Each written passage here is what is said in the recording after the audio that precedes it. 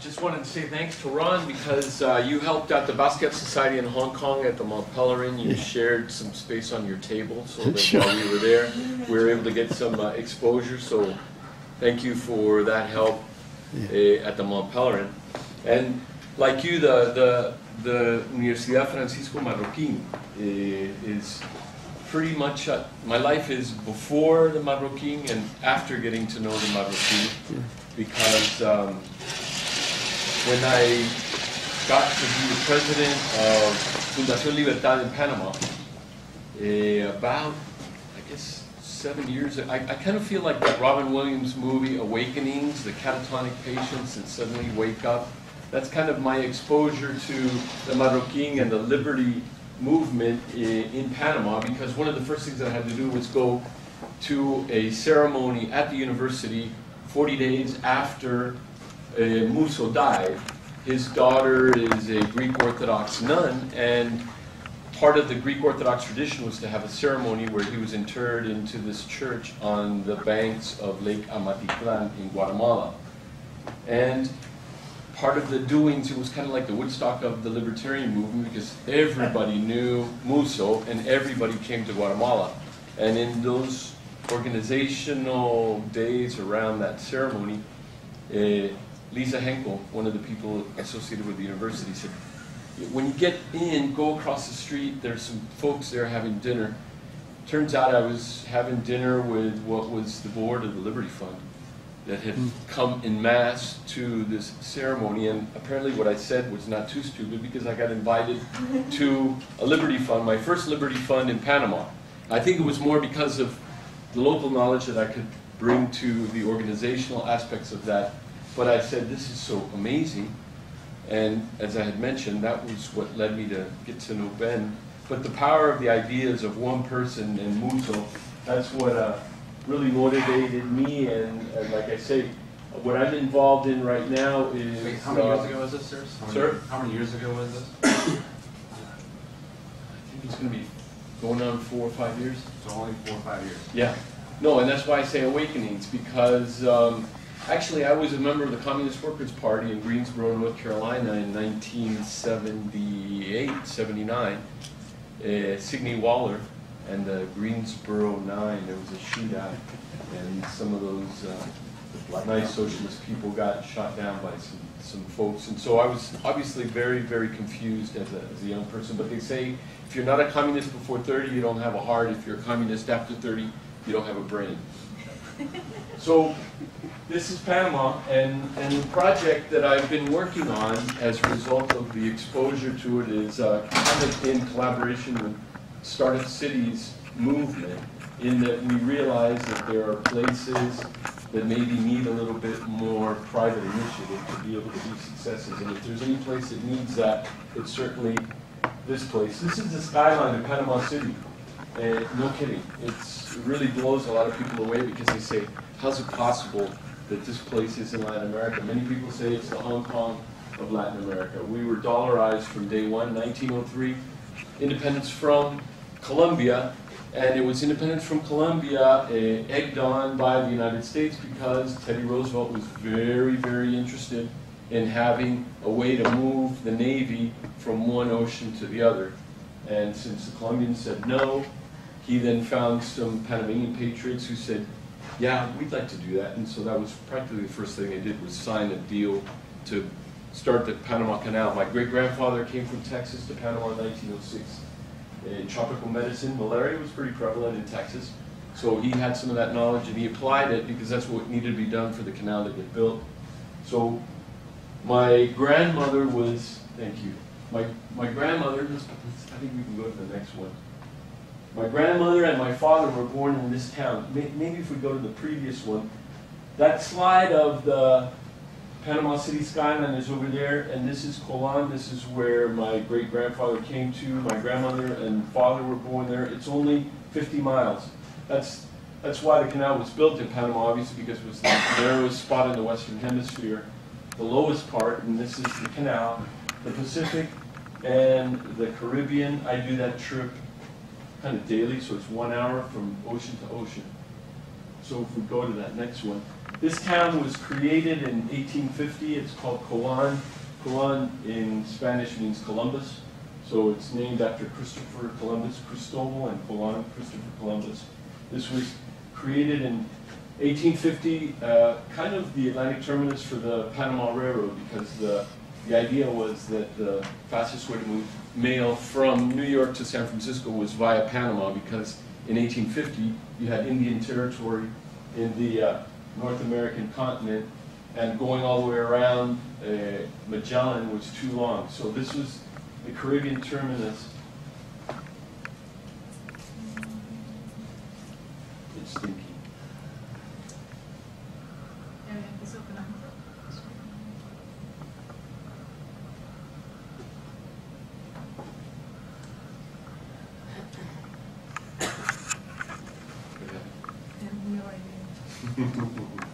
Brad warned you not to use technology, sir. Yeah, yeah.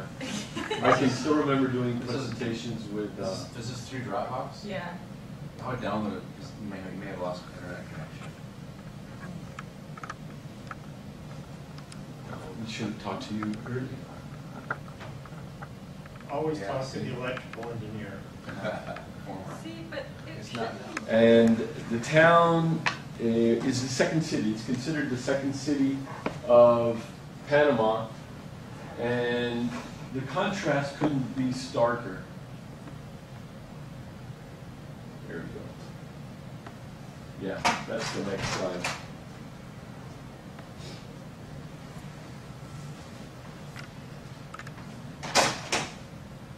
So this is what Colon looks like now. Contrast that previous slide that we saw with the skyline of a Hong Kong skyline with this, and this is kind of a early 20th century, late 19th century French colonial, but it's just a mess. Let's go to the next one. This is the picture that was used in the New York Times magazine article that was done about Colon 2 years ago. I was interviewed for this article. But again, this certainly is quite stark comparison with Panama City. Next one, please. This is probably a home from sometime around the turn of the century, at the beginning of the construction of the canal, but it's still there. It's condemned. People are living in it, and it's falling in or around them.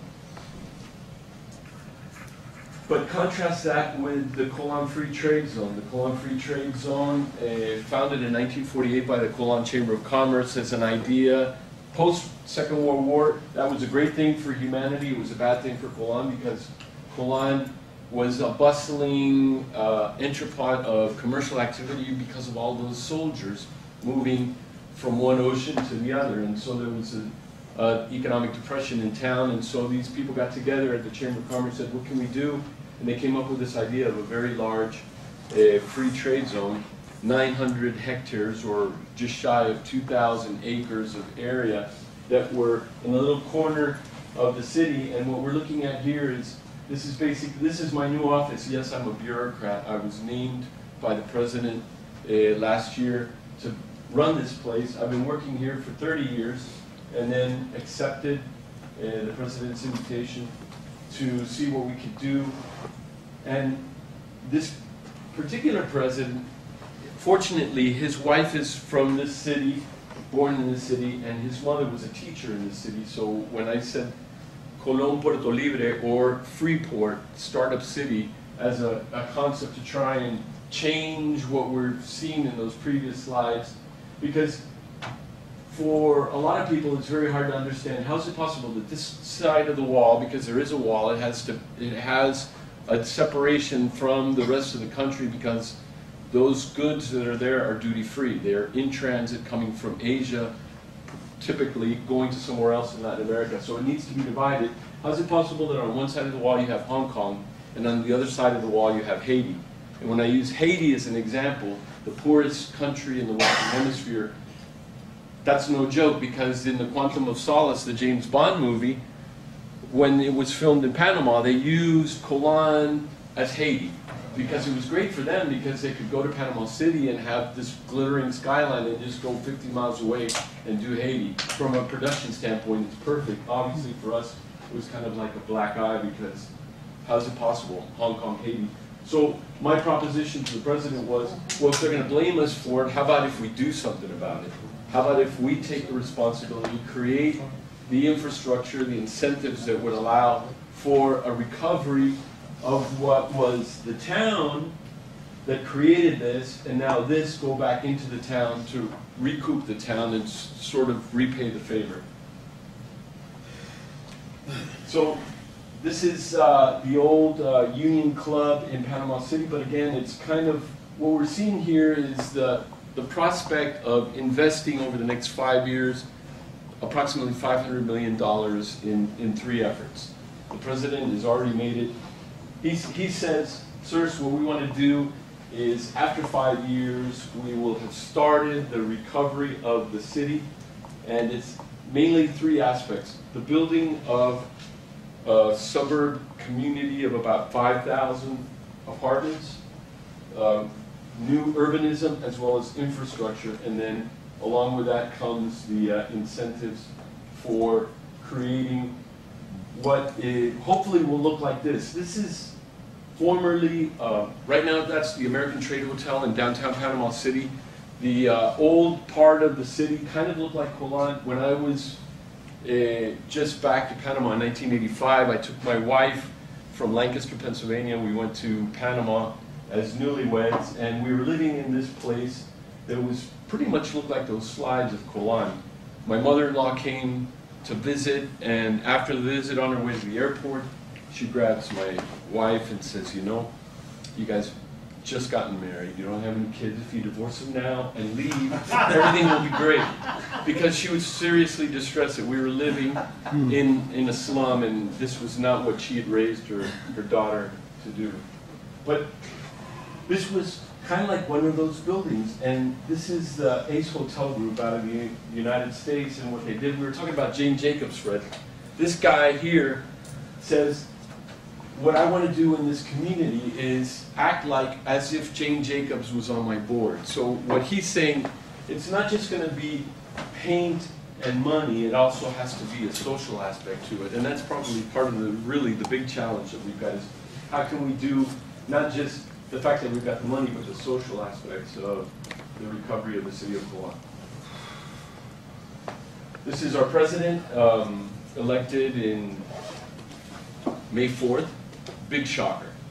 Big shocker. I was at Antigua Forum in January of 2014. I was also there this January with Ron, and Ben was there also. But I came with this crazy idea of this project for Colan, but it was so ludicrous because 3 things had to happen, and each one of them by themselves wouldn't work. The first one was that I had to make a pitch to the 3 candidates that were running for presidency in May. They had to agree with it. The one who got elected had to say, yeah, I really meant it. It wasn't just a campaign promise. And third, somehow I hope to be involved in it. And lo and behold, that's what happened.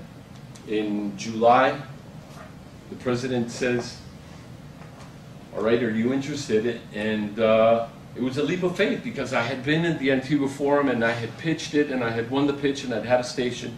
And so I was thinking, how can I say no? 30 years in the private sector, I was then offered the job, and so thinking of my friends at the Marroquin, and after consulting with my wife, who you can imagine was probably saying, yeah, he's really gone off the deep end now. So I accepted the position, and so as of August, I started working on this project. 2 weeks ago, I was presenting to the president and his cabinet. Thursday before coming here, no, Wednesday, I was talking to the local IRS. Everybody's aware that the president has made this his campaign promise, so we're really down to the point of how are we going to make it work. So what's pretty cool is that from my new perch in the Free Zone Administration, the president backing it 100%, we have the opportunity to put in motion something that I would hope that after 5 years we'll get the ball rolling to recover a place that was where my family came to from Texas, has seen worse times, but hopefully we'll see better times in the not so distant future. And I think that's pretty much it. So thank you very much, and thank you, Ben, for having met you. And I really am happy to see you guys here working Bastiat Society, what was an idea. I think it's pretty cool, and the power of the idea, and Anthony Fisher and Dwight Hayek said what you need to do is the power of ideas. We know Karl Marx's ideas have caused a lot of pain, but we would hope that with our ideas, we can kind of revert that. Thanks.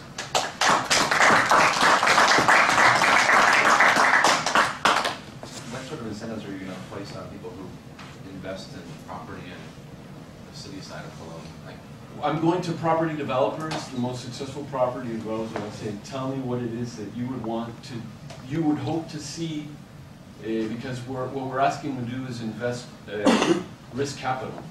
Because as you've seen, that's an area where you're basically asking them the equivalent of Detroit. yeah. I want you to invest money in Detroit. So we're in those conversations. The idea is kind of like that Ace Hotel, really nice architectural buildings that have been recovered, along with zero taxes on profits on goods that would be brought in or imported. Again, trying to lower the friction so that the return on capital is obtained as quickly as possible. To counterbalance the danger with the potential return on investment. Sure, sure. You know, Wayne Cruz and our staff says, you don't need to teach the grass to grow. Just move the rocks off the lawn. It seems to me that, I mean, you look at Washington, D.C., where we moved in, we were in the slum area, and the slum area went forever around us. Now, you know, luxury apartment houses 2 and 3 miles away from us, and Washington, D.C. is not a model for much of anything, but it wasn't a positive program. It was just that the impediments to growth disappeared once people had faith there was a future in that area. And then there was a whole progression of gentrification and now luxury apartment houses everywhere. I think faith and hope, those are 2 words that was sorely lacking in the city. And we're being blamed on the other side of the wall, the Hong Kong side of the wall, enormously successful because of really great incentives, while the city was, the rocks were being piled on top of the city and grass couldn't grow. So it's, yeah, I would agree with that. How do we get the rocks off so that shoots can sprout? What are you doing, what precautions are you thinking ahead to keep this from turning into business people who are going to be cronies that are going to come with their hands out and say, I'll invest, but what is the government going to do for me or give me, or, I mean, because what you want, to Fred's point, what you want is just to remove the impediments, but not actually to start subsidizing or giving them things, right, to do this. And so what have you thought about, or are you thinking that far that that's a problem? What we hope to do is to copy, what I've said is we're just going to tear down the wall into the city. So the wholesale portion that you saw in those pictures of the free zone, what we want to do is create a retail component. Because in that wholesale portion, 70%, 80% of the goods come from China, and they're re-exported into the region, basically Venezuela, Colombia, Central America, and the Caribbean. But as you know, as businessmen, as good as you hope to be when you buy inventory, inevitably some of that doesn't get sold. So the idea would be that much like you have Lancaster, Pennsylvania is an outlet capital of the Northeast versus, say, Fifth Avenue in Manhattan. The idea would be that Panama City is where you're going to go if you want to pay full price on a Ralph Lauren. But if you want to go to Cologne, you'll get last year's model at 60% off. What, Tanger? Tanger, yeah, a bunch of outlet malls don't cost yeah. That's the idea, is I'm talking to this property developer, the family, an enormously successful Jewish family who are property developers in Panama, and also have the Nike distributorship for Latin America, and along with Nike, other lines. So the idea is, as a family, what would you hope to see that you would, tell me your ideal model. And we're not offering any subsidies beyond those that are, okay, let me give you infrastructure so that you can rely on water pressure, electricity, and that the streets won't be flooded. Things that are right now not occurring. And the proper role in a Latin American government's perspective would be provide decent utilities to the curb, and let us then, from the curb, with the right incentives from an investment and a retail perspective, be able to get our money back as quickly